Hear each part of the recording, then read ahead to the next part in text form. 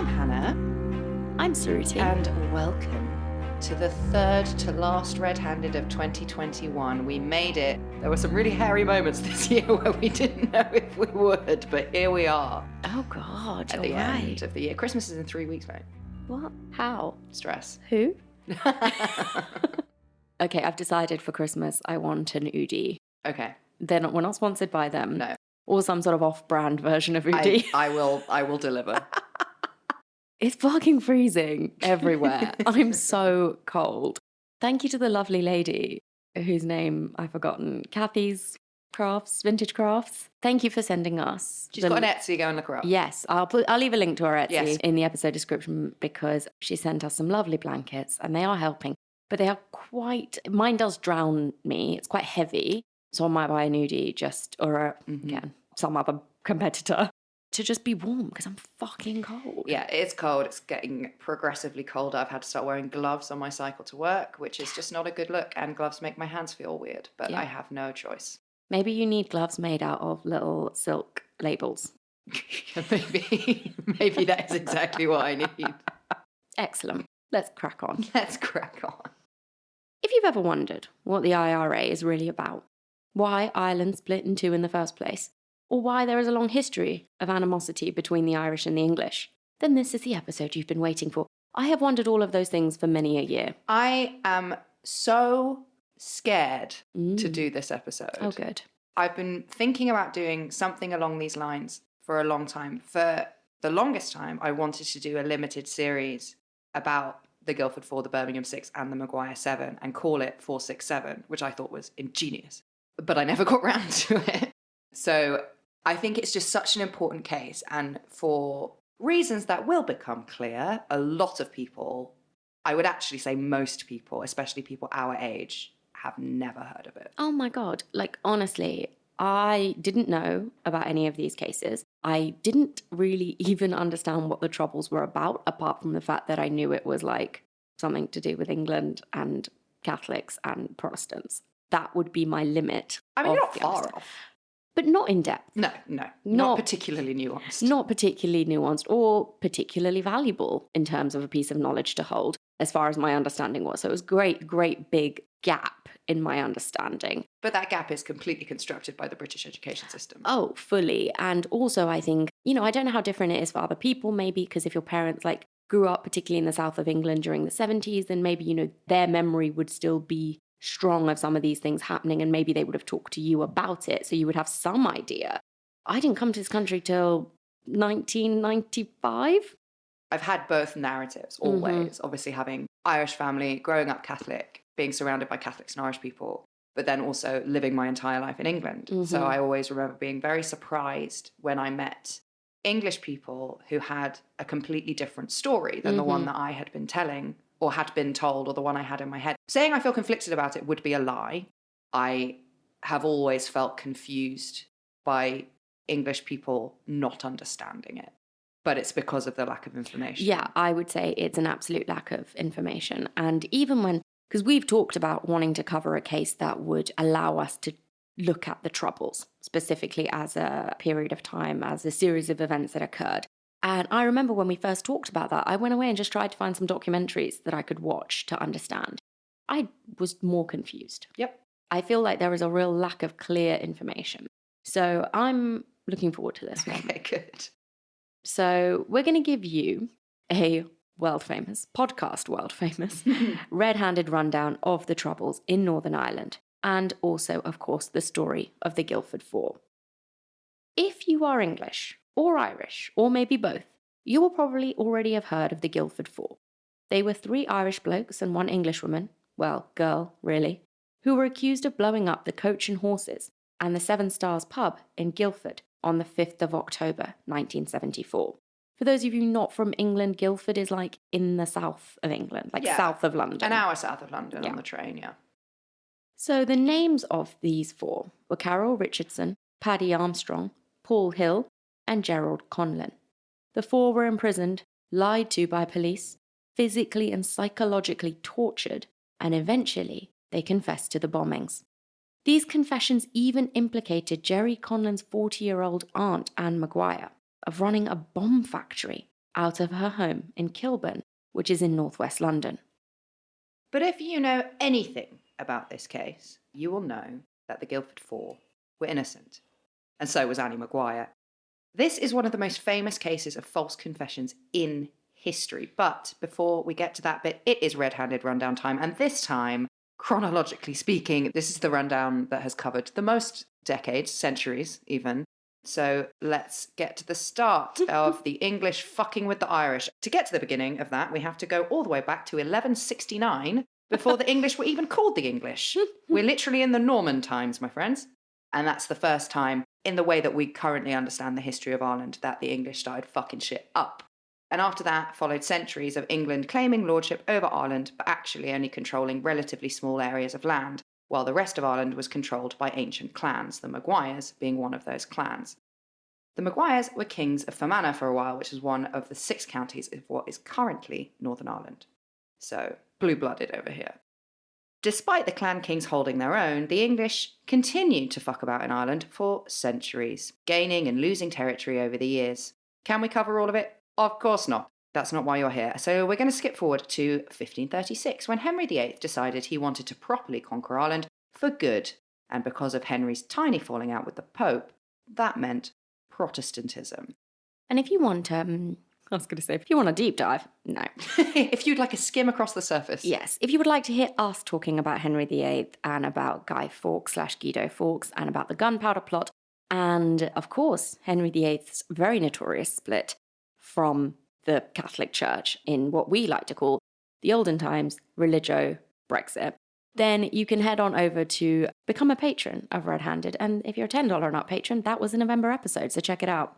We had a great time and we learned a lot about Protestants and Catholics. And something you should know, and if you don't know, you should be ashamed. Ireland, generally, predominantly Catholic. So the invasion of the Protestants didn't go down particularly well with the Catholic citizens of Ireland. There were several rebellions and a 9-year war. And from 1603, the English ruled over Ireland from Dublin properly for the first time. And Protestants became the ruling class. Then more and more Protestants poured in from Scotland and England, and they were given Catholic land. And these pieces of land were called plantations. There was a briefly successful rebellion in 1641, and the Catholics regained control for a little bit, until Christmas councillor Oliver Cromwell turned up and decided it was his turn. So he was the guy who was like, we shouldn't have a king, and then he was like, oh, okay, I'll be king. Yes, got it. Precisely. I see.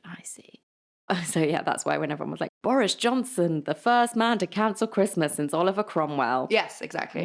And it's still, I think it's Sinn Féin that refused to negotiate in rooms where there are portraits of Oliver Cromwell. Like, it's a real thing. Like, my nanny used to tell me she'd send me to Cromwell if I was naughty. Yeah, and considering the piece of information you're about to tell everybody, I understand why you would feel that way. Yes, and that piece of information is that 600,000 Irish people died during Cromwell's conquest and subsequent reign over Ireland, which, when you consider the population of Ireland at that time was about 2 million, is nothing short of a genocide.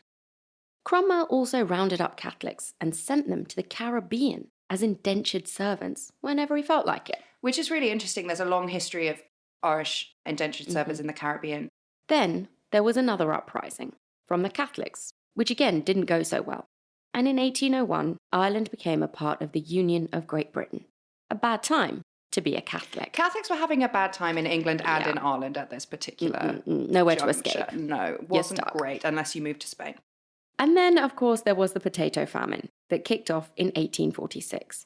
During this time, the population of Ireland dropped from over 8 million people to just 4.4. And the English did jack fucking shit about it.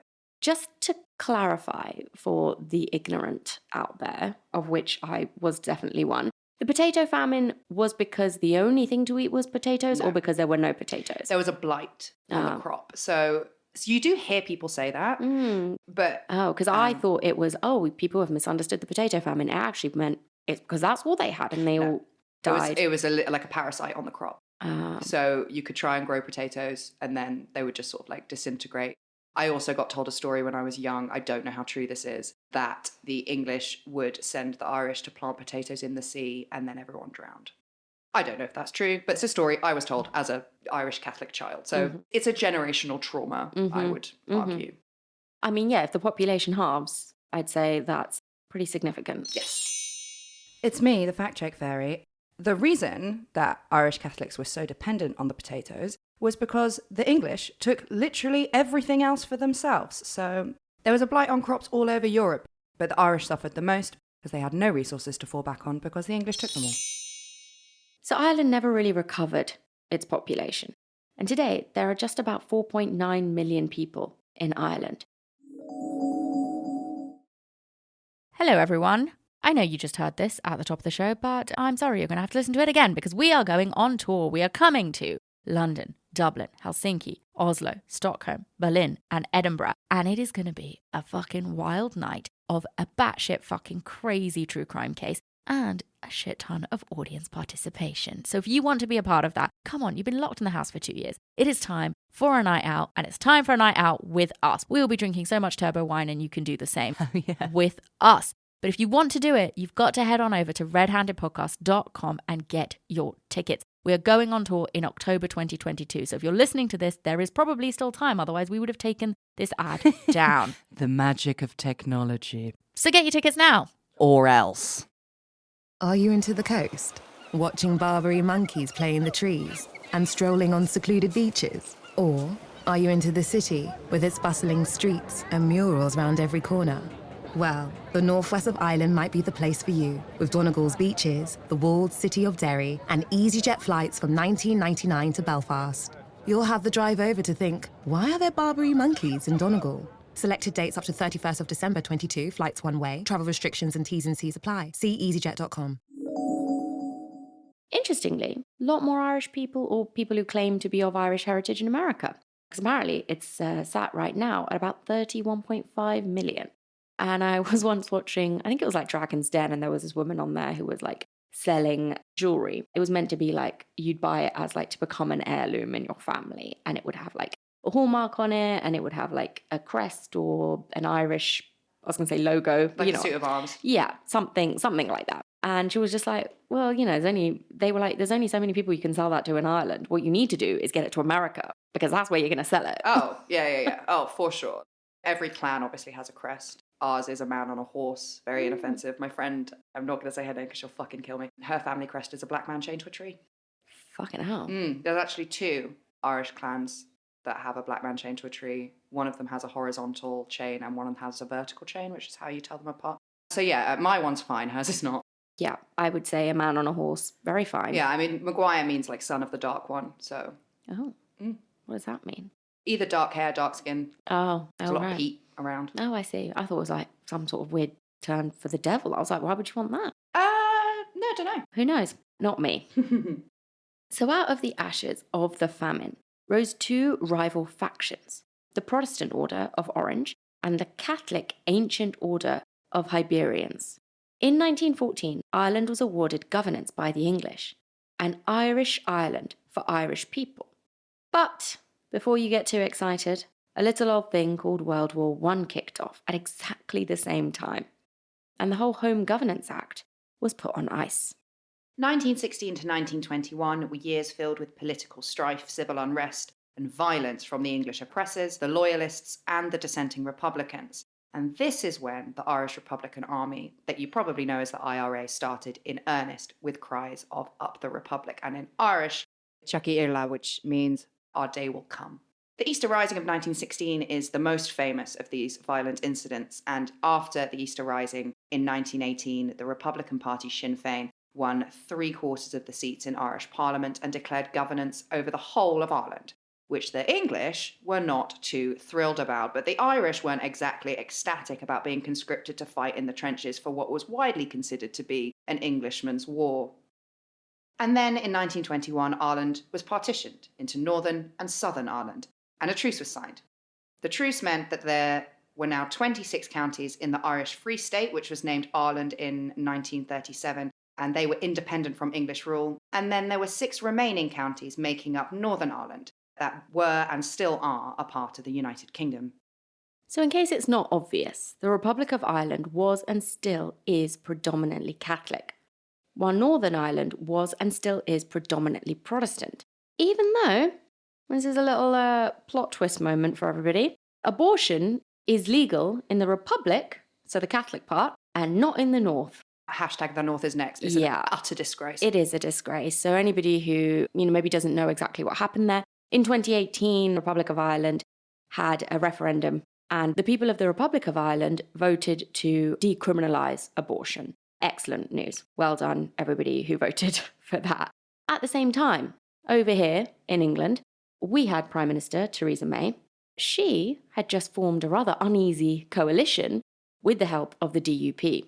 Head of the DUP, Arlene Foster, so we're talking now about Northern Ireland, told Theresa May in no uncertain terms when the people of Northern Ireland were like, hey, we'd like to have a referendum too about decriminalising abortion here. Arlene Foster just gave Theresa May a look and waggled her finger in a no. No, Theresa. Don't even think about it. And then Theresa May, presumably wearing her infamous "This is what a feminist looks like" t-shirt, told the people of Northern Ireland, hey ladies, if you do get pregnant and want an abortion, you can come to England. How bloody nice of you, Theresa. I think there's probably many charities in Liverpool specifically that cater to women coming over from Northern Ireland. Like, having an abortion is fucking traumatic enough. Like, you don't need to, like, have a boat journey on top of it. Absolutely. And also, just in case it's not clear, basically what Theresa May was saying is, I won't go against or stand up to the DUP and demand that Northern Ireland have or help support the people of Northern Ireland to find a way to have a referendum to decriminalise abortion like the Republic of Ireland has done. I'm going to shut my mouth because I need Arlene Foster to support me, and I'm going to subject, therefore, all of the women of Northern Ireland to not having any sort of choice over their bodies. Basically, when she was like, you can come over here, she's saying, oh, I don't really want to interfere, but you can come here. And the boat journey is traumatic. It's also expensive. Oh, yeah, for sure, yeah. So who are the women who are going to be able to come to England, Wales or Scotland if they need an abortion and they're in Northern Ireland? It's not going to be the women it's going to disproportionately affect, which will be the poorest women there. So the whole thing is fucking diabolical. And do you know who the poorest women are in Northern Ireland? The Catholics. So yeah, all round bad news bears. But let's get back to our timeline. So ERA, which is the Republic of Ireland, left the British Commonwealth, and this was followed by severe economic problems throughout the 60s and 70s. Like, ERA is such an interesting, because you don't hear it anymore, but in the 90s, like, I used to have, when you used to record VHS off the TV, my favourite thing when I was a kid was to go back and rewatch the adverts of, like, the olden times, and it would always be like, we don't deliver to ERA, or like, if you're in ERA, like, it's this number, like, 'cause it was much more prevalent back then. Yeah, you don't hear it anymore. Yeah, I feel like I've only ever seen it written down. So in 1974, Northern Ireland was placed under direct rule of the British government, which basically meant that they had a Secretary of State and Parliament, so the Secretary of State of Northern Ireland, but not much else. By the 70s, we are slap bang in the middle of what is now referred to as the Troubles, which essentially was the period between 1969 and 2003, during which time there were over 36,900 shooting incidents and over 16,200 bombings or attempted bombings in ERA, Northern Ireland, and the United Kingdom of Great Britain. So there you go. That's the history of Ireland, red-handed style. If we have got anything wrong, I'm sure the fact-check fairy is just waiting in the wings. But I think that is just remarkable. I think if we even just let that sink in, over the course of just over 30 years, almost 37 shooting incidents, that is over 10,000 shooting incidents every single year that was happening. And 16,200 bombings or attempted bombings. I just think, again, if you don't understand or don't know, and I would put myself in that category, exactly what we mean by the Troubles, yeah, it's bad. Oh, it's real bad. Real bad. And again, something I've been on both sides of my entire life. Let's start in earnest our story for today. We're going to start in 1974, when Catholic Belfast native Gerald Jerry Conlon hopped on a boat to London in search of a better life over the Irish Sea at the tender age of 20. His aunt Annie Maguire lived in Kilburn, which is a northwestern neighbourhood of London, absolutely brimming with Irish people, Cricklewood, Finchley, Willesden, all the same. So he wouldn't be totally alone in London, and Jerry, a petty thief, a bit of a scoundrel even, was never one to shy away from a bit of adventure anyway. This was actually the second time he'd made his way to London. He had been essentially sent away by his parents, a ship painter called Giuseppe and a hospital cleaner called Sarah, and they'd sent him away after Jerry was briefly enrolled in the Irish Republican Army. It's Giuseppe. Where's that name come from? So, I haven't been able to corroborate it, but the story is that, so Jerry Collins' grandma, Giuseppe's mum, when Giuseppe was born, there was an ice cream shop called Giuseppe's, and his mum just liked the name. Again, I don't know if that's 100% true, but that's the story, and he was always like, it fucking ruined my life. I mean, it's a tough one. It's a toughie, especially in Belfast. Yeah, because like if this is in the... He's already a Catholic, give him a break. Yeah, if this is in the 70s, then let's say even if Giuseppe was like 20 years old when he had, like, we're talking like in the 30s, he would have been just like this little Catholic kid called Giuseppe in Ireland. Yeah, not great. That's tough. But Jerry's IRA days were very short-lived. He got kicked out for being a thief. And that's because the IRA were not interested in dishonest and unreliable people, which Conlon, like most 20-year-olds, certainly was. But he doesn't last. Still, his parents were worried that he would either find his way back to the IRA or keep stealing and end up in trouble with the British Army. So he's really painted himself into a corner. But the first time round, Jerry didn't last long in London. He missed Belfast, so he returned home. But he only managed a few months before deciding he needed to escape the violence and headed back over to England. And when we say violence, what we really mean is war zone. I'm talking like tanks down the streets, daily shootings, bombings, the IRA running through people's houses. People used to bang dustbin lids on the ground to like signal which houses were safe. Like, it's war zone is like quite literally the only way to describe it. If you are having trouble picturing that, just look it up. There's hours and hours of footage of what it was like in Belfast in the 70s. Yeah, again, I just completely naive and ignorant to a lot of this. I did watch last year, maybe it was earlier this year, who the fuck knows, a BBC miniseries called Bloodlands, or Bloodlands, I don't really know. It's like one word, with that guy James Nesbitt. Oh yeah, I like him. Yeah, and it's meant to be like in modern day Ireland, but it's meant to be about the Troubles and like a historical case, and I don't know. It started off really well. The ending was absolutely atrocious. Oh, no. People lost, it wasn't just my opinion, people lost their minds. People on Twitter were like, I just wasted 5 hours of my life watching this series because that ending was so terrible. But in that, they do dig into bits of this. It's obviously very like stylized for a TV show. But yeah, it's like when they're doing the flashbacks to show what it was like, it's hard to believe because so much of this has just been like, sanitized, scrubbed away, we don't talk about it, we don't know about it. And it's so not that long ago. I would make several recommendations. There is a podcast called The Troubles Podcast, which is an indie podcast, which is much more serialized than this and like it's very cleanly done. So take yourself through that. When it comes to Northern Ireland, my advice would be to stay away from the BBC, but you know, whatever. Having said that, they did make a good documentary about the home babies, but that's the Republic, so it's a bit different. Also, just watch Derry Girls. Like, there's a bit in Derry Girls where there's like an unexploded bomb and they all have to get off the bus to school because the British soldiers literally have to move the bomb out of the way of their school bus. And the joke of the episode is how annoyed their parents are that they're not at school because it's so normal. Like, then that's genuinely what it was like. So Jerry Conlon started his second stint in England in Southampton, where he met up with his old football mate, Paul Hill. Together, they worked on varying construction sites. But after a while, they'd had enough of the scene in Southampton, so they decided to go back up to London together to see what the crack was in the big city. Once they got up to London, they went to Kilburn. Yeah, makes sense. Exactly. And they stayed in a single men's hostel run by Catholics for Catholics. Essentially, it was a bedsit. So yeah, like, I guess like a hostel, but you live there for a long time. And also like very normal because they're migrant labourers, essentially that's what they are. Yeah. Except they're British citizens. So it was here that they worked on construction sites. And being Irish in England was not easy at this time in history, and getting work was much harder. So when we say that they were doing construction work, what we actually mean is that they were waiting outside of a cafe early in the morning for building crews to show up and decide who got to work that day. Have you seen like in films they use it a lot, like during the Depression in America where people are waiting at the gates at the dock to get picked? Like that. Okay. Now, you might have also heard of the infamous "No Irish, no blacks, no dogs" tagline. And you've probably also seen the famous photo of this sign being placed in a B&B window in London. The background of that photo is mixed. So there are people who say that it's not real, that it never really existed. Basically, these people will say that it was just part of an exhibit, of an exhibition that was talking about what it was like for Irish people in London at that time. But Places like The Guardian also say, yes, it was part of an exhibit. Because it was real. Because it was part of an exhibit, but it was part of the exhibit because it was real and it did happen.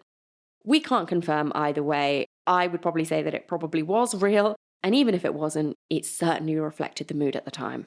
And there's always been an affinity in England, especially in London, between the Black Caribbean community and the Irish for this exact reason.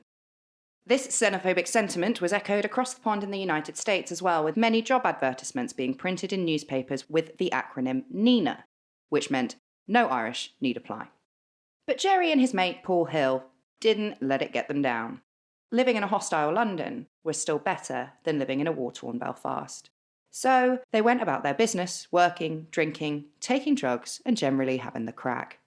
Jerry still stole things. On one occasion, he stole 750 quid from a sex worker's apartment, which is over £7,000 in today's money.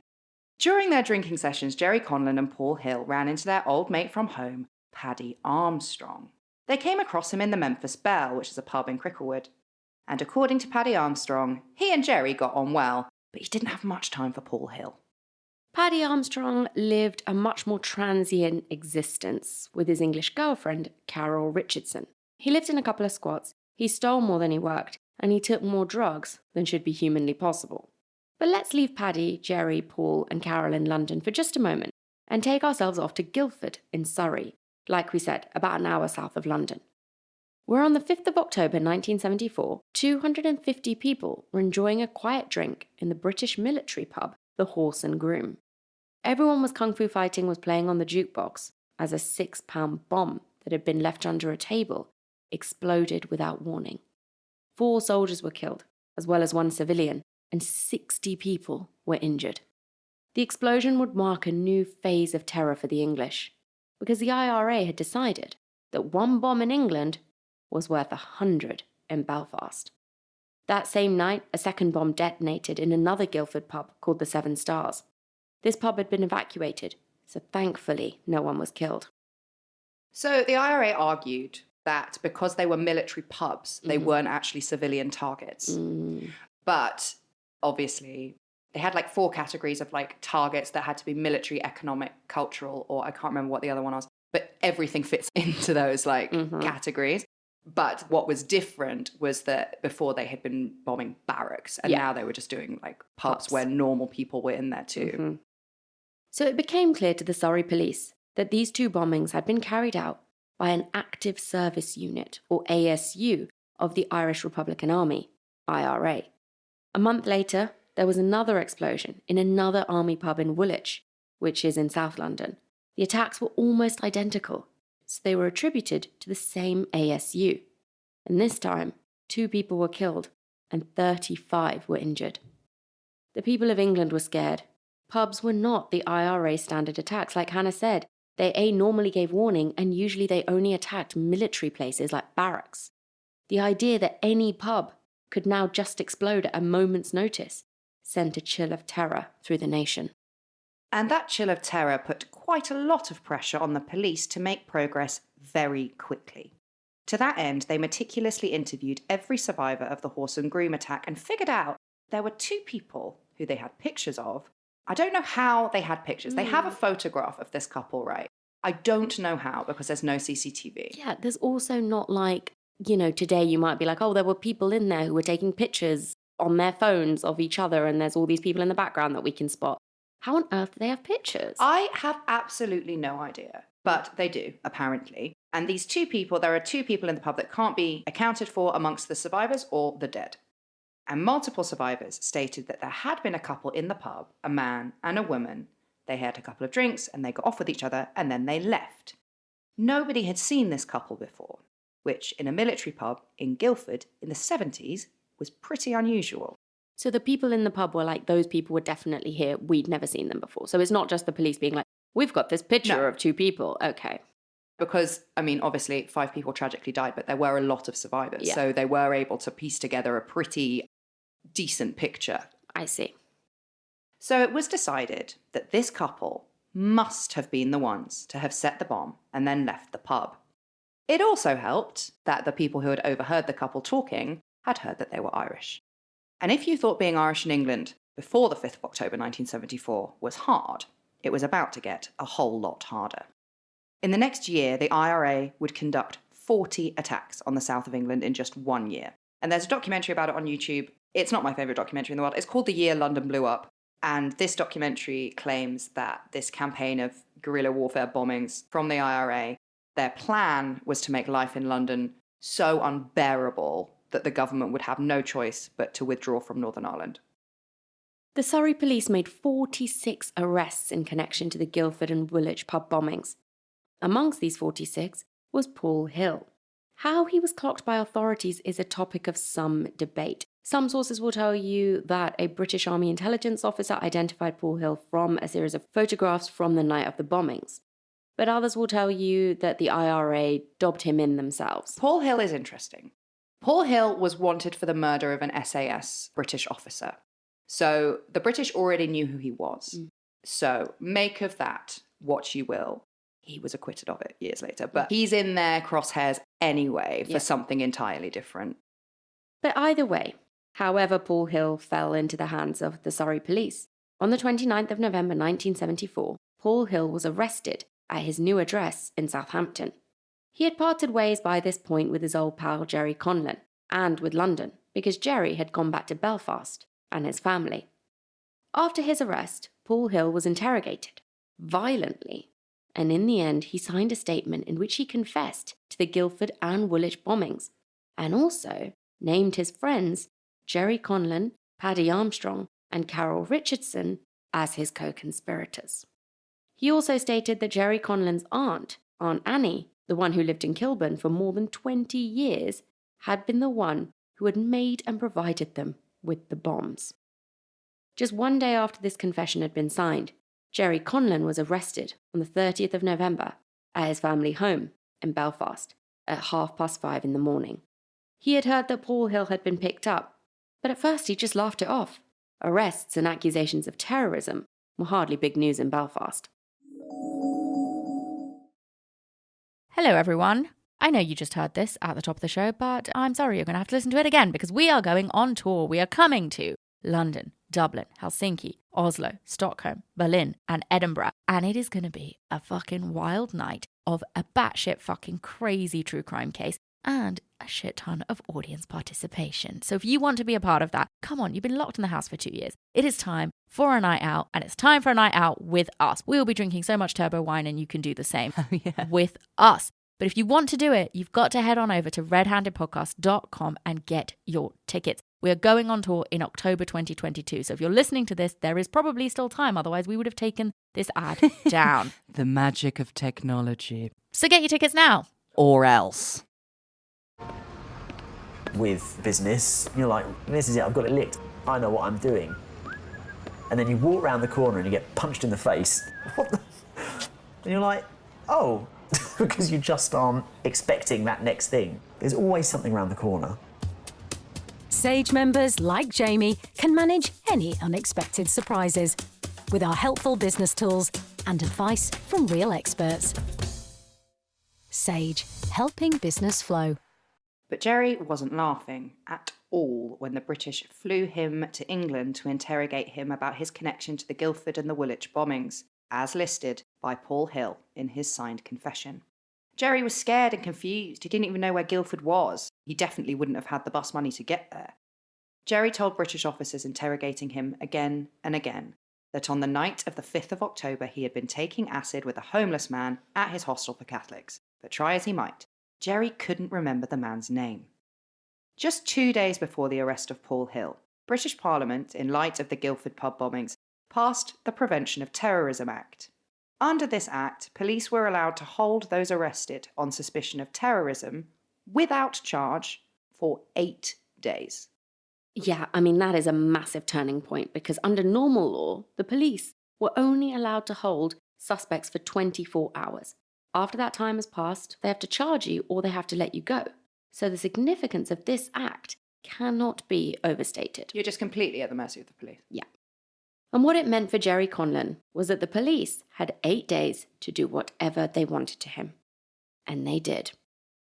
According to Jerry, he was told, quote, Conlon, they're going to put you in prison for so many years that the next time you see Belfast, they'll be doing day trips to the moon. Jerry Conlon was also marched along a gauntlet of police who spat on him, slapped him, called him a dirty, stinking Paddy murderer, called his sisters and his mothers IRA whores, and said that his dad was an IRA bastard. Jerry was stripped naked. Police urinated in his food. He was battered, and the Surrey police told him that they would kill his sisters unless he confessed. Later, Jerry said, "I wanted to please these bastards. I was in a terrible state of confusion and fear." So, Jerry Conlon, who's 20 years old, by the way, when this happens, Jerry Conlon signed the confession that he was presented with. It agreed on all of the major points of Paul Hill's confession. Those were, yes, Jerry had bombed the pubs in Guildford. Yes, he had been sent by the Provisional IRA to England as a part of an active service unit, as had Paddy Armstrong. And yes, his Auntie Annie had made bombs, hidden them in her house, and given them to the terrorist cell.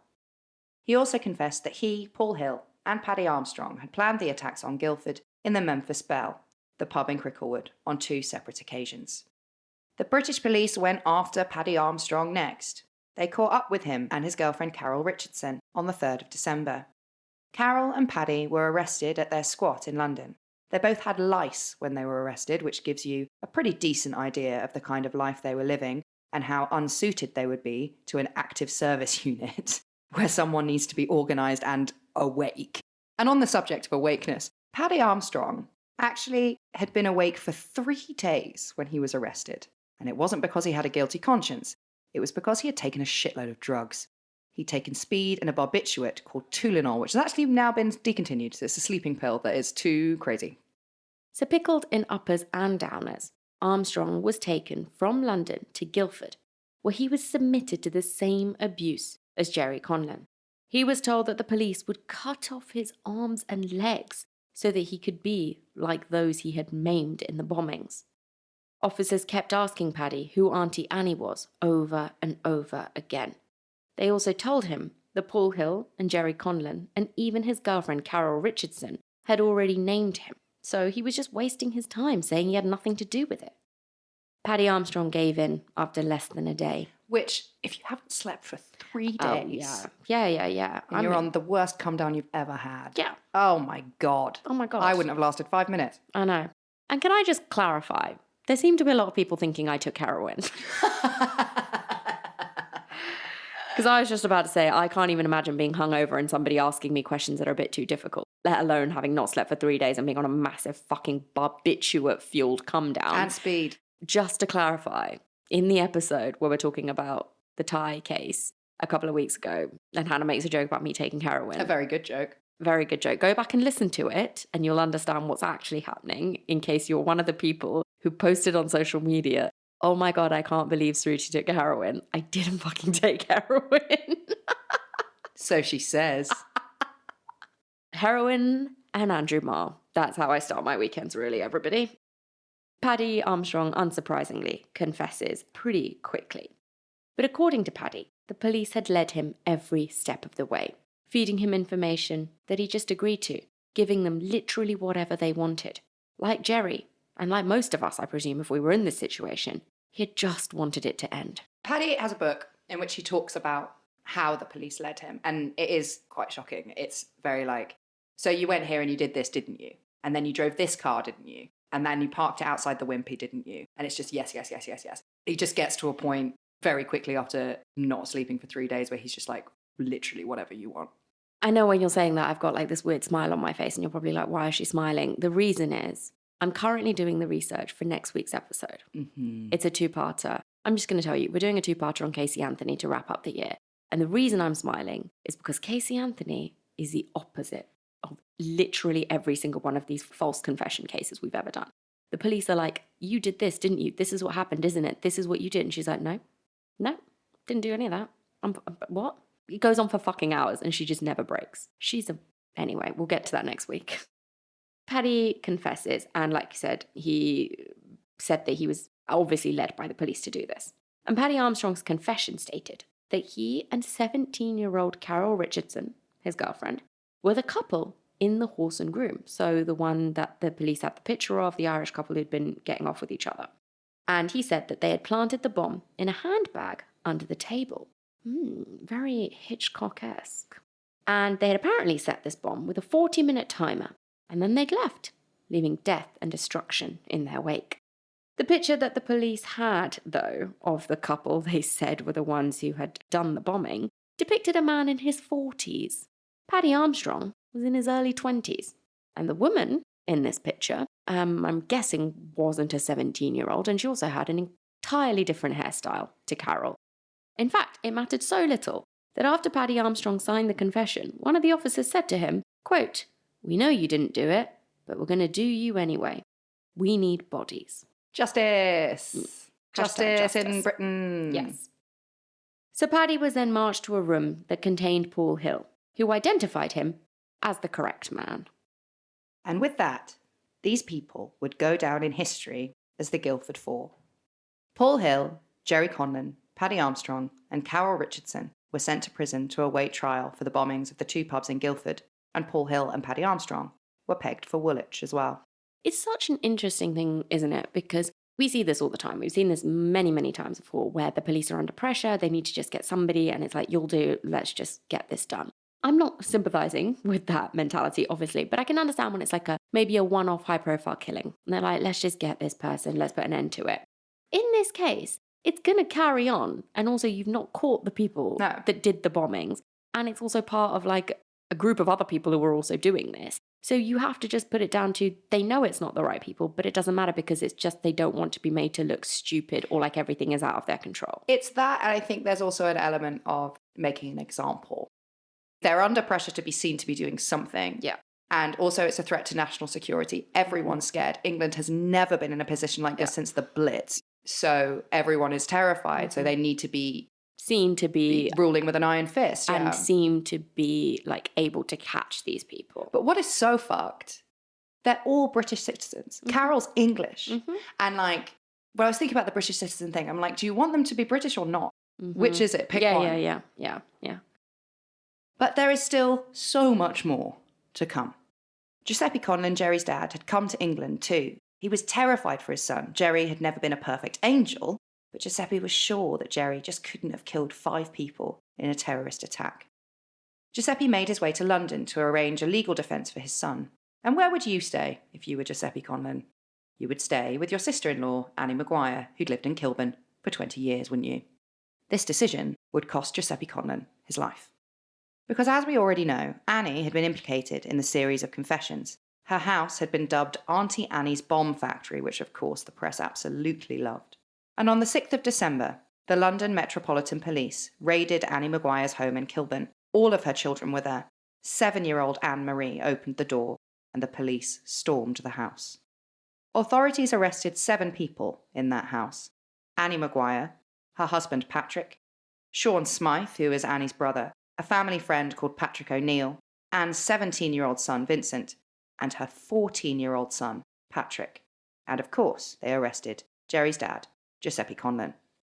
As Giuseppe was taken to his holding cell, he was told by an officer that his son Jerry was sure to get 30 years and that, quote, "We'll see to it that you die in jail." This may have been meant as just a threat, but it turned out to be a prophecy. In October 1975, the trial of the Guildford Four began. It was presided over by Justice John Francis Donaldson. Generally speaking, he was not a very popular man. Trade unionists had tried to impeach him for political bias, and Michael Foot, the contemporary leader of the Labour Party, had accused him of having a, quote, trigger-happy judicial finger. Which, let's face it, is exactly what the establishment needed at a time when faith desperately needed to be restored in the public. And so, Patrick Armstrong, 25, Jerry Conlon, 21, and Carol Richardson, 17, all entered not guilty pleas. Paul Hill, at the age of just 21, told the court, quote, "I refuse to take part in this. I refuse to defend myself. Your justice stinks." Which in the political climate at the time was the equivalent of pissing on the Queen's cornflakes as a copy of the Green Book fell out of your pocket. So this is another thing that people point to, because the IRA is one of their rules that you don't plead. So a lot of people point to this being like, Paul Hill definitely was IRA because he didn't plead. Does that mean he did the bombings? Nope. Yeah. So Hill's no doubt exasperated barrister entered a not guilty plea on Paul Hill's behalf, and the trial got underway. The Crown presented the following case. Paul Hill was the ringleader and had been directly involved with the Woolwich and Guildford attacks. Jerry Conlon had been his second in command, and Paddy and Carol, an Englishwoman swept away by the romantic notion of Irish liberation, had been the couple to plant the bomb in the Horse and Groom pub.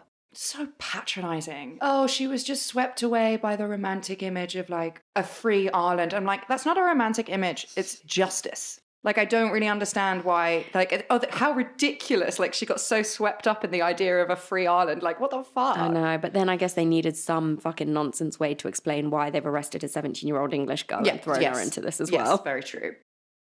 In court, the police presented 4 signed statements confessing to all of these things, and also to the involvement of Annie Maguire. The Annie Maguire thing, to a lot of people, seems like an odd leap. They're like, why do you need Auntie Annie's bomb factory in the story? But you actually need it to make sense, because Jerry and Paul Hill lived in a single man's hostels where the doors didn't lock. And Carol Richardson and Paddy Armstrong lived in a squat where all sorts of people are coming and going. Neither of those places are safe havens for bombs. Mm-hmm. You need to be able to hide them. So that's where Annie comes in. I see. So the police are arguing that Annie Maguire, who had lived in that house in Kilburn for 20 years, had just been a sleeper agent for 20 years. And then when her nephew Jerry comes over the water, then she's activated and she starts the bomb factory. The multiple discrepancies between the confessions were conveniently skipped over.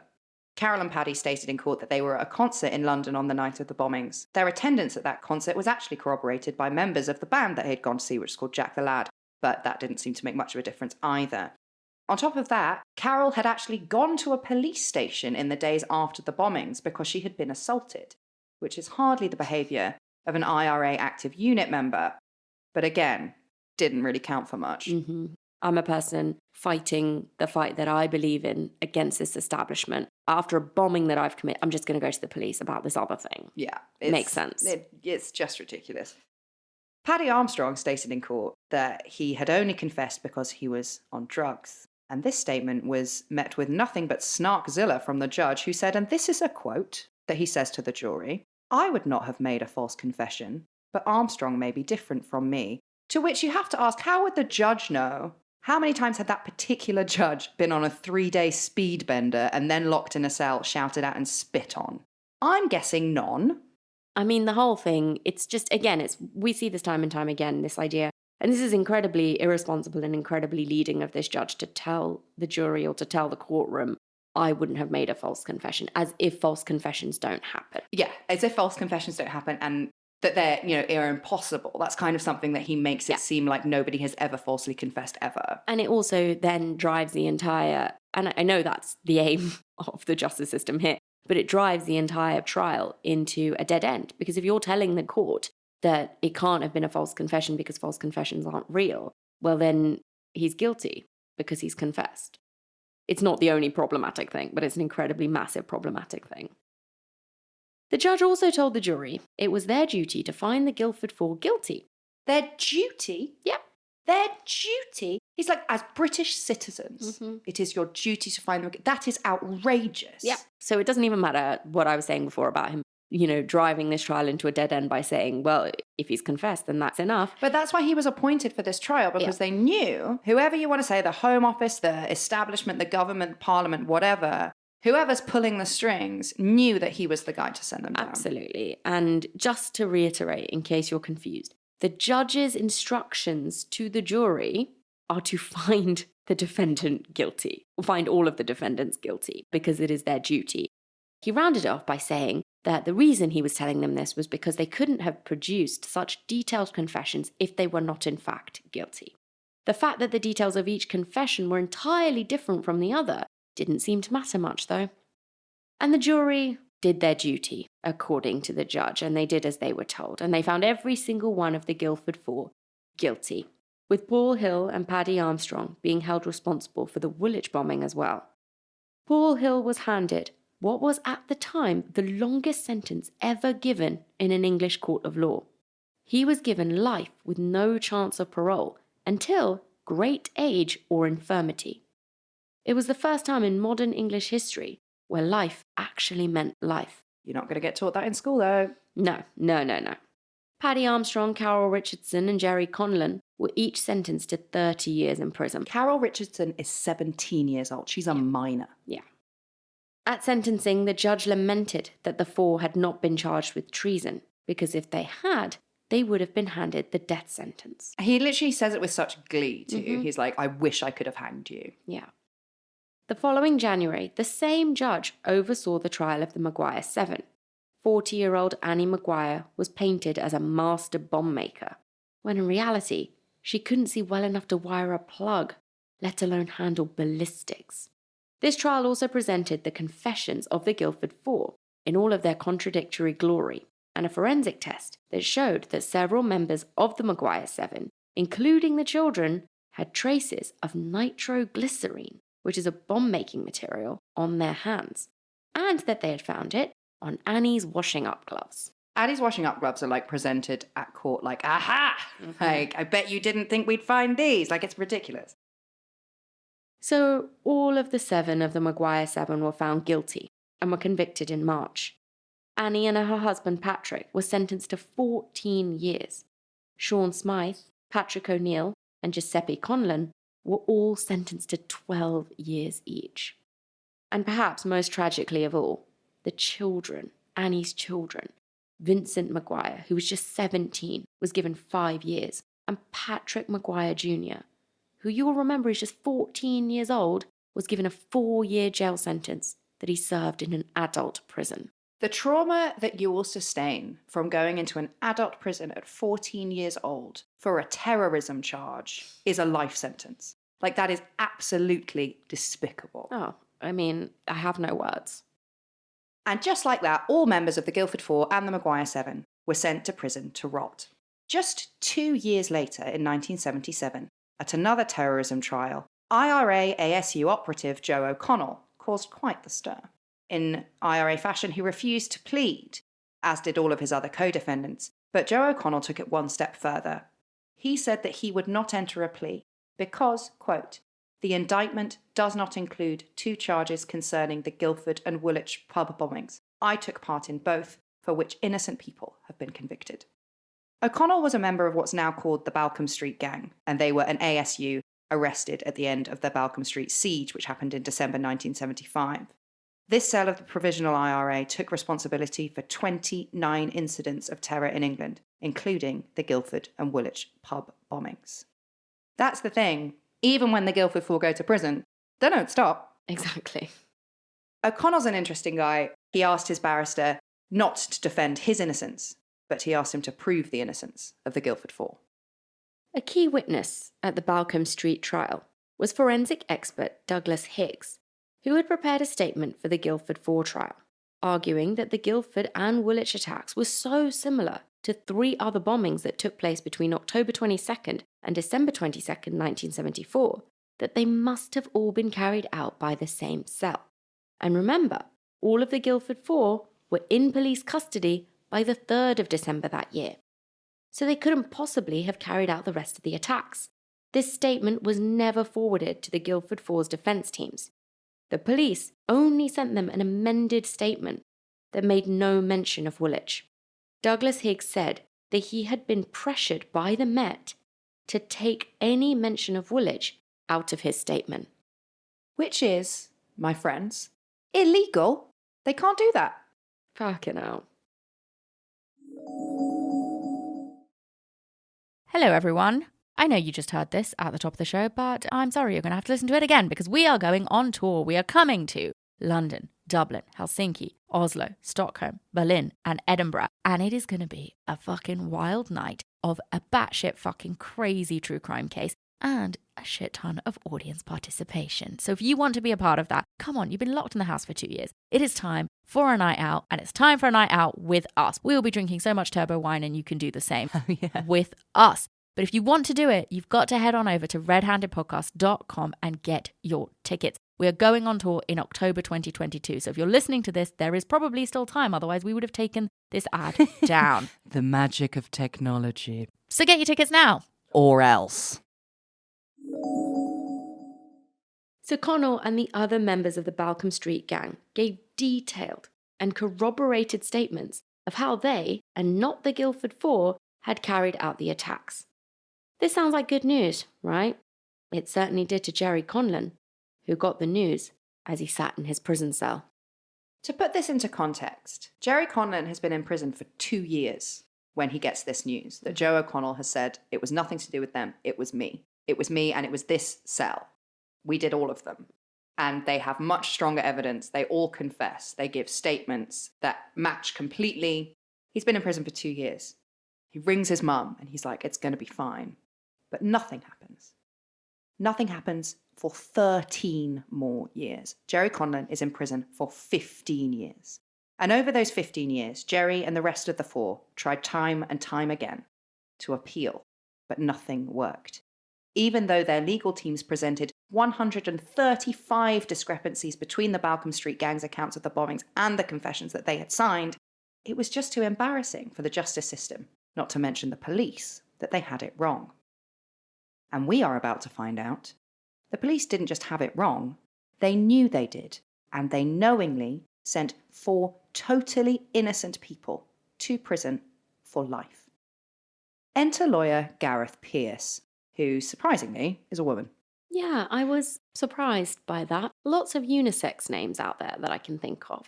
Gareth wouldn't be one of them that would jump to mind. So she was born Jean Webb, and then she changed her name, I think, when she was in her 20s, and nobody really knows why. She was just like, I'm Gareth now. Why not? Maybe, as a solicitor, you got taken more seriously if you had a male name on your application. Possibly. Anyway, Gareth Pearce is a fucking G. There's a film that's based on... Jerry Conlon has a book called Proved Innocent, and there's a film that is based upon that called In the Name of the Father, where Daniel Day-Lewis does a questionable accent. But it is a good film, and Daniel Day-Lewis plays Jerry Conlon. And in that film, Gareth Pearce is a really central character, and she's played by Emma Thompson, a very young Emma Thompson. And Gareth Pearce has actually said that she's never seen the film, and she doesn't want to see it because she thinks her part has been overplayed. She was like, I was one of many, many, many lawyers. And she's a solicitor, she's not a barrister, so she's not in court. And in the film, she's very much like in court. So I like her though. She's in her 80s now, bless her.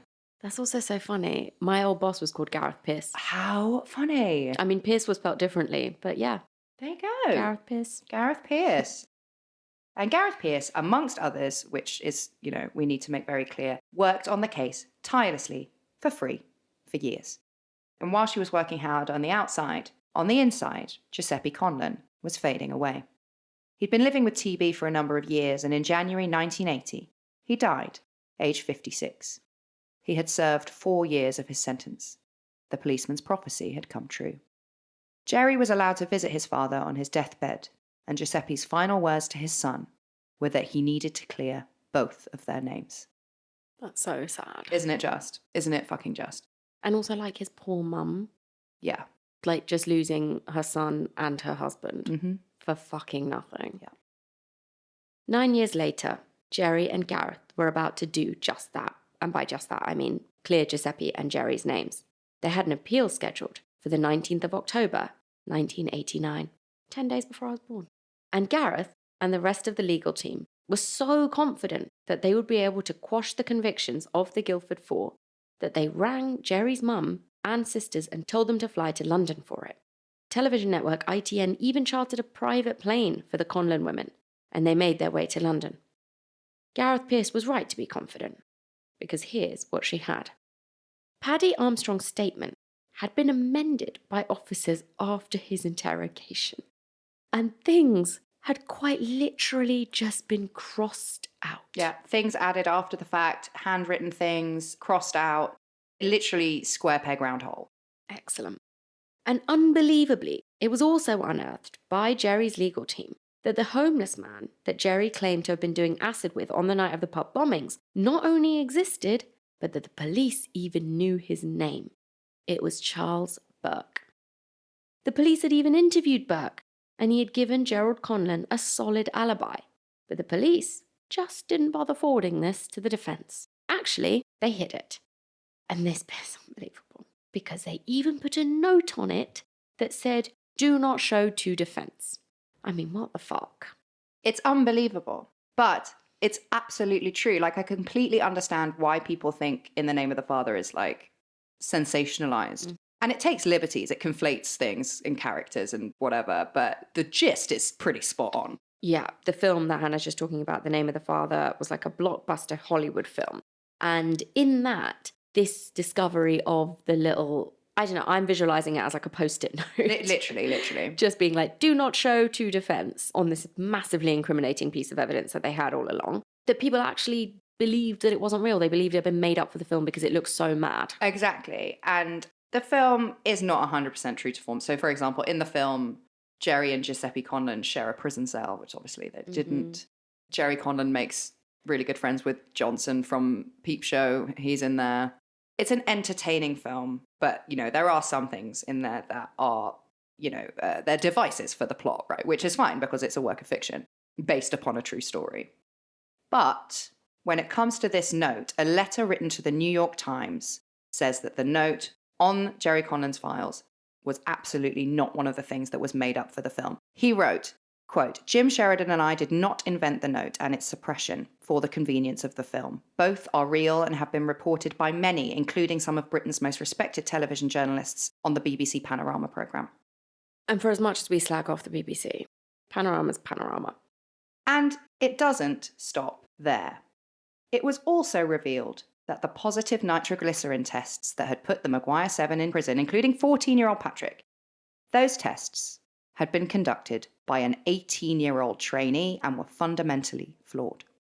What's worse is the Home Office knew all along. They just kept rejecting the new evidence without explanation. And so, on the 19th of October 1989, 15 years after his arrest, Gerald Conlon walked out of the front door of the Old Bailey, his fist raised triumphantly in the air, his two sisters clinging to his sides. And he actually says they wanted him to go out the back because there was so many press. And he says, I've been in prison for 15 years for something I didn't do. I'm going out the front door.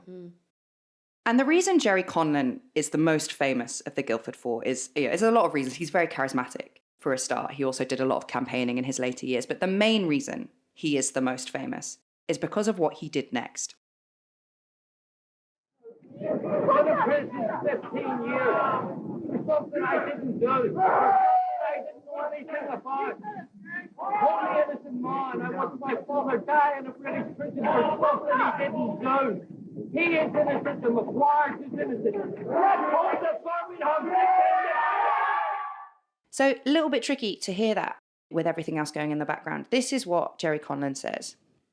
I've been in prison for 15 years for something I didn't do. Something I didn't know anything about. I'm a totally innocent man.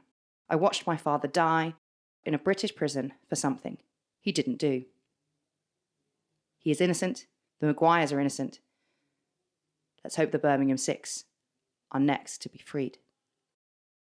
It's quite something. He's very charismatic, he's very driven, and he also makes a mention of the Birmingham Six, who I am completely aware are completely intertwined with the Guildford Four. Politically speaking, it's a very similar case.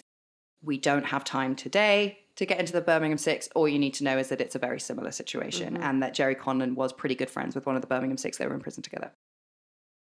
In later interviews, after this inspired speech, Jerry Conlon said that it wasn't him speaking outside the Old Bailey that day. It was his dad. The Maguires' convictions were overturned in 1991. They'd all served their sentences already, though, so it didn't really matter. And they would not receive an apology until 2005, and it was from Tony Blair, so no thanks. But despite all of this, not everyone was happy about the convictions of the Four and the Seven being overturned. Prominent judge and House of Lords member Lord Denning decreed that British justice was in ruins. The argument he makes is if they were even IRA adjacent, they deserved life in prison. I mean, this is a man who is a member of the House of Lords, an entire institution that should be fucking burnt to the ground in this country. So shut the fuck up. Go and just be silent somewhere and be thankful for how much we allow you to get away with in the fucking House of Lords. If you don't know what I'm talking about, we don't have time to talk about it now. Maybe I'll talk about it on Under the Duvet, but fuck the House of Lords. So many of you will be unsurprised to learn that not a single member of the British police were convicted of their crimes, because they were crimes, remember. This wasn't just accidents being made, they were covering up evidence that they had. They were investigated, and then they were all acquitted. All of the fraud, all of the squirreling away of documents, all of the perjury was simply let go. But the wrongful convictions of the Guildford Four and the Maguire Seven have left an indelible impact on British policing.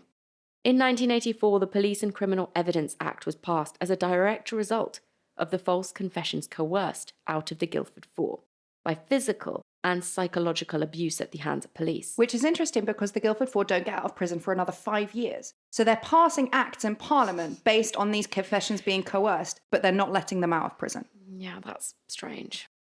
So this act that was passed in 1984 stated that every police interview must be recorded and that all suspects had a right to legal representation without charge. It also means that to this day in the United Kingdom, police are not allowed to lie to suspects that they are interviewing, unlike in the United States, for example. In this country, police cannot tell you that someone has dobbed you in. They cannot tell you that someone saw you there. They cannot show you a false photo lineup, which in the United States, they can do all of those things. Yeah, and I'm not saying, the ends justify the means or in any way that it was worth all these people dying or having suffered horrible things for many a year, but at least that change was put in place because what happened here is diabolical. Yeah, and the government, Home Office specifically, are pretty cagey about some of the details related to this case. All of the Freedom of Information requests for documents related to the Guildford Four are refused based on one of the following reasons: the prevention or detection of crime, the apprehension or prosecution of the offenders, the administration of justice. If released, it would endanger safety of any individual, or they relate to security matters. I actually did read that apparently the documents pertaining to the Guildford Four would be freely available after January 2020. That was the agreement, and that's what people who send in these FOI requests, that's what they get sent back. I haven't seen anything. So it does feel a little bit like they are still hiding something. And it seems like they've just let it all fade away, which is much easier to do when nothing about any of this is taught in British schools. Kids today find it hard to believe that people were ever afraid of the Irish. Leave alone kids, I'm a 32-year-old woman, I find it hard to believe. But they were, and it really wasn't that long ago at all. To give you an idea of just how prevalent this case was, Jeremy Corbyn actually campaigned for the Guildford Four and the Birmingham Six. He attended Paul Hill's wedding to a Kennedy, no less. Paul Hill, he pulls it out the bag. He marries a Kennedy. It's mad. That is mad. Mm-hmm. But while all this was happening, and despite them having their convictions being overturned, The Sun reported IRA pig to wed. Gorbachev even raised the campaign to free the Guildford Four in a private meeting with Iron Lady Margaret Thatcher, but the lady was not amused. How fucking mental is that? Fucking Gorbachev is like, Maggie, maybe you should let them go. He's got communism to crumble. He's got a wall to tear down. He's got other things on his mind, but he wants to know about Jerry Conlon. I guess, it probably was at the time, such an obvious stain on the English. And I think, if you're going to run around and be like, tear down this wall or do this, and, be dishing out moral whatevers, got to clean up your own home first, right? Yeah, try not. And he's like, Maggie, this looks real bad. Yeah, you've got innocent people in prison, and you know it. Yeah. And you're passing things in Parliament because of their false confessions, but they're still in there. Surely even you, Maggie, must understand that this is not how it should work. This is the thing, isn't it? This is the problem. These are all the contradictions. They're like, yeah, that was bad. Let's try not do that again. Let's change the laws. Let's not be retrospective. Let's just keep moving forward.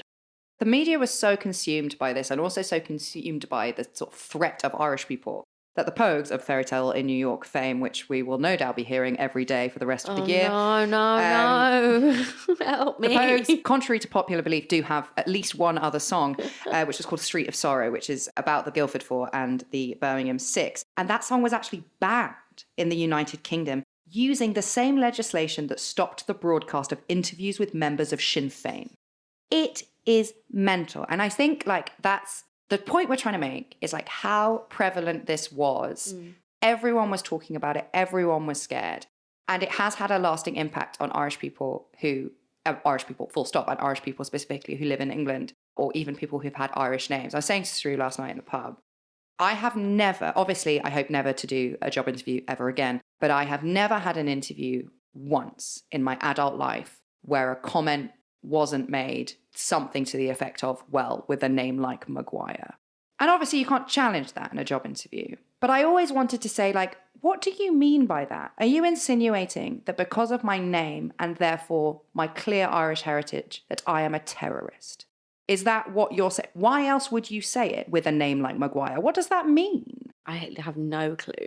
But obviously, Maguire was a very hot IRA name when all of this was going on. But it was just this blanket statement of tarring every single Irish person with the same brush, even the Northern Irish people who are fucking British citizens.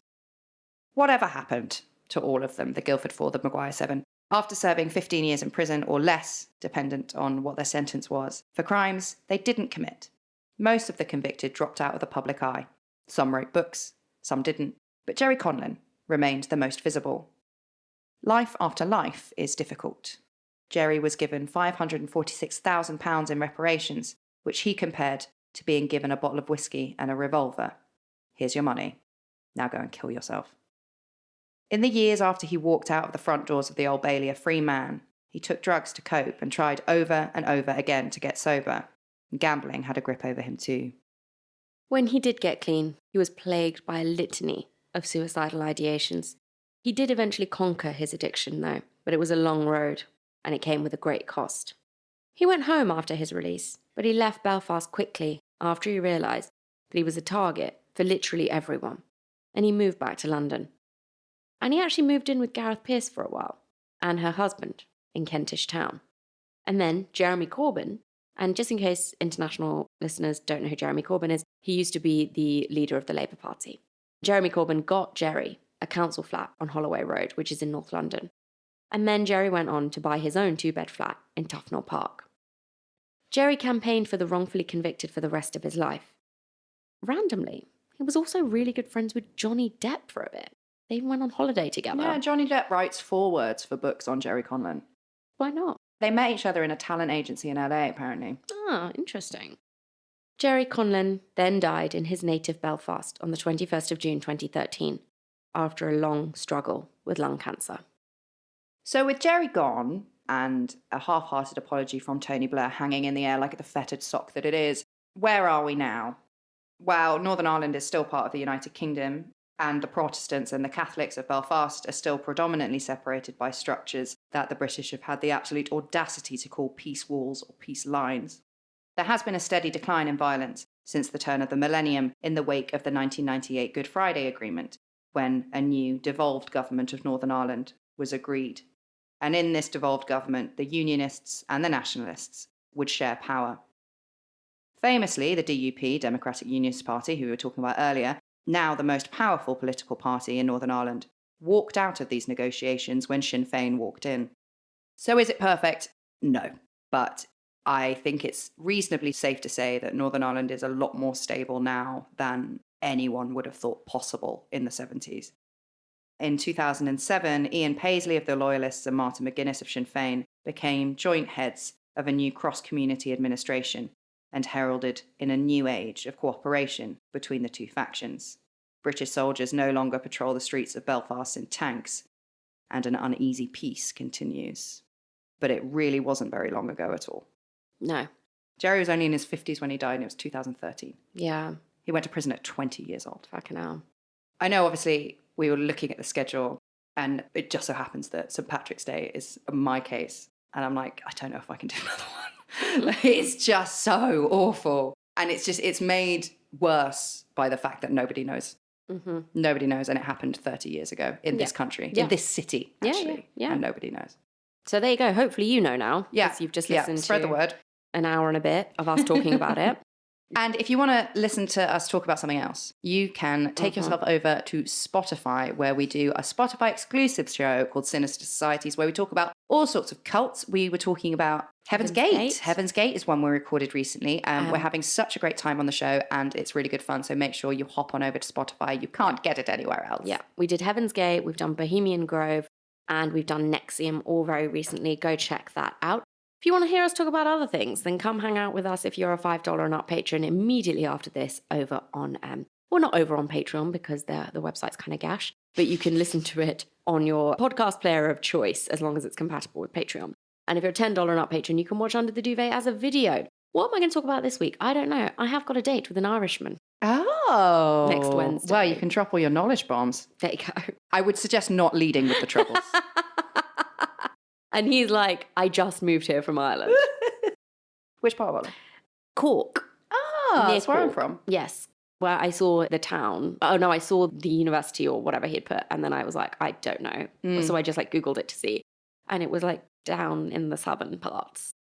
So yeah, that's the kind of shit we talk about there. We also listen to your guys' like empty-handed stories where you're asking us for advice and then dish some of that out too. We also talk about, I don't know, other things like me not taking heroin and Andrew Marr. So come listen to that. Yeah, like I said, also November's monthly bonus episode that we give to all $10 and up patrons was on the gunpowder plot. It was a really, really fun episode. So check that out. This month we've got like some sort of Christmas themed one. Oh, the Sodder Children. We're doing the Sodder Children. So this month's full-length bonus episode that all $10 and up patrons get is on the Sodder Children. So check that out too.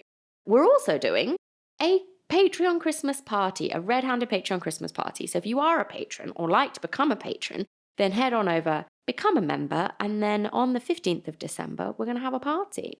With all that, let's do some thank yous, shall we?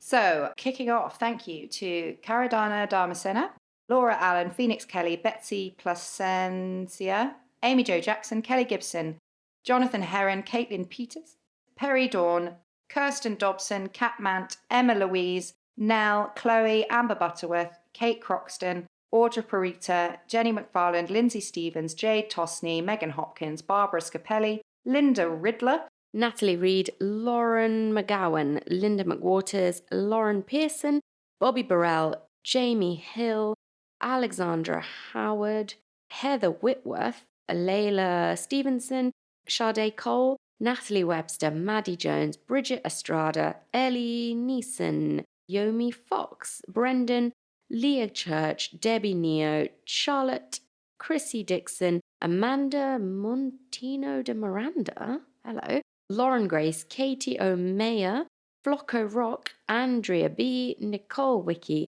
Helen Jackson, Kiki, Sam Roberts, Tara Robinson, Shona McLeod, Adele McNeil, Ada Meinkowska, sorry guys, Alicia Kaiser, Victor Challenger, Mercedes Schreiner, Ellen Goldhag, Leslie Harris, Laura Onslow, Lily Carakins, Carl Anderson, Nat PD, Holly Goldberg, Sanam, Cassandra Farr, and Kat Pullman. Thank you ever so much for listening. We love you. Go and learn some things, change some lives, maybe even change the world. But right now, I have to go because I'm going to piss myself. Goodbye. Bye.